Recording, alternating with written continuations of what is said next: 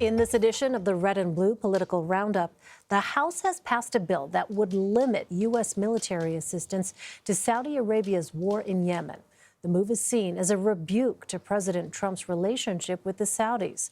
It comes as the White House refuses to issue a report on whether the Saudi royal family was involved in the killing of Washington Post columnist Jamal Khashoggi. The bill now heads to the Senate for a vote. The White House has threatened to veto the bill. Natalie Andrews is on Capitol Hill. She covers Congress for the Wall Street Journal. Natalie, thanks so much for joining us. How did we get to this point, and what is passing this bill really about?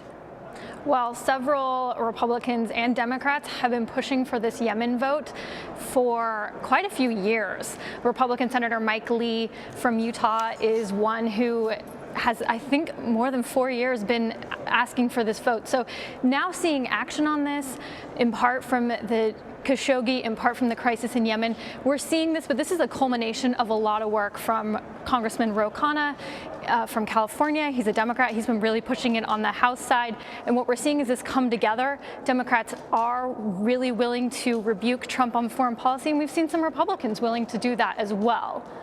Well, the White House has threatened to veto the bill if it passes the Senate. Is there enough support in both chambers of Congress to override a presidential veto? It'll be interesting to see what the Senate does when they actually have power to send it to the president. When they passed it last year, they knew the bill was going to go up against a Republican House and not come up. And that's why we're seeing it come up again this year. So it will be interesting how many Republicans sign on. It doesn't look to, if the numbers stay where they were last year, it would not be a veto-proof majority.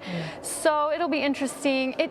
Overall, it does send a message to the White House that they do not want the White House to interfere without Congress's permission. And they don't want them to interfere in this conflict and in other conflicts. So it sends a message if it doesn't have an effect that's veto-proof. Let's turn to the government funding deal. Lawmakers are trying to avoid another government shutdown. What's the latest that you're hearing on Capitol Hill about how this is going to move forward? Well, first, there is no appetite for a shutdown in the Capitol. They just don't want it. And so if you talk to lawmakers on the progressive side, they are wary about this bill, but they also say that they want it to pass. I talked to Congressman Vargas from California. He's going to oppose the bill, but he also understands why his colleagues are going to support it. Mr. Vargas represents San Diego. He strongly opposes the wall, but he understands that people don't want to go back to their districts next week. There's a recess, and they don't want to go back and explain why the government is shut down again. Well, the bill includes some funding for a border barrier, but just a fraction of the money that President Trump had initially demanded. So how do lawmakers in both parties feel about this? So there's some wins and losses for lawmakers, and it seems as though there's just enough wins and losses that lawmakers from both parties will be able to support this bill enough to get it to the president's desk.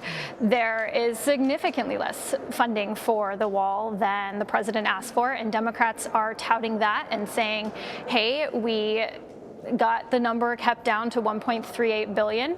Now, Republicans on the other side are saying that they were able to maintain ICE funding, Immigrations and Customs Enforcement funding.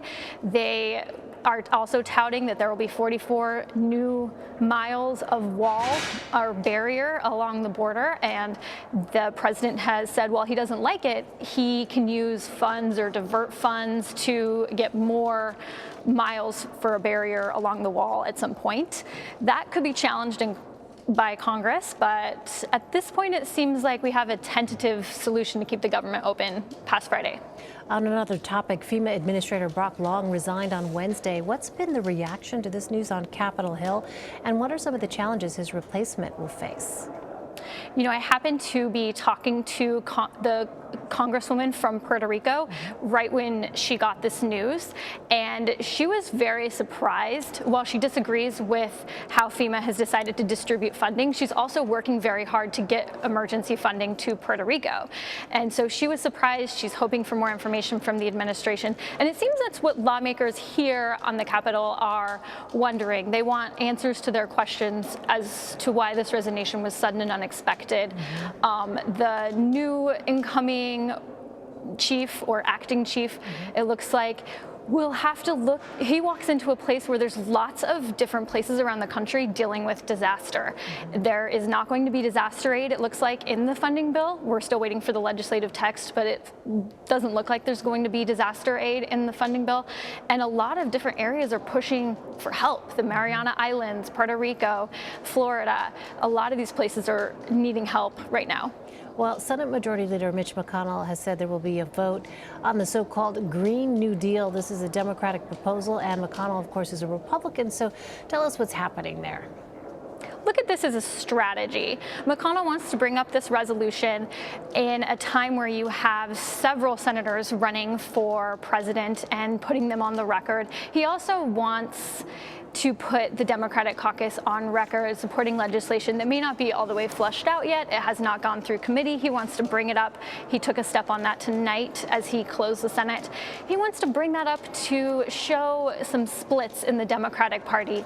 This has been held up as a policy proposal, but it has not gone through committee. It is not fleshed out. It's a policy proposal was unveiled last week. And so by bringing it up now, you will probably see some Democrats who are hesitant. You'll see the centrist wing of the party be hesitant about the effects. You'll see the more left wing of the party go a different way. And anytime you can split the minority and show where people stand and have to put people on record, that's a move for McConnell when he's looking at 2020. The Republicans have a hard map in the Senate in 2020, and you have a lot of Democratic senators getting ready to challenge President Trump. 2020 will be here before we know it. Natalie Yes. Andrews, thanks so much, Natalie. Mm-hmm.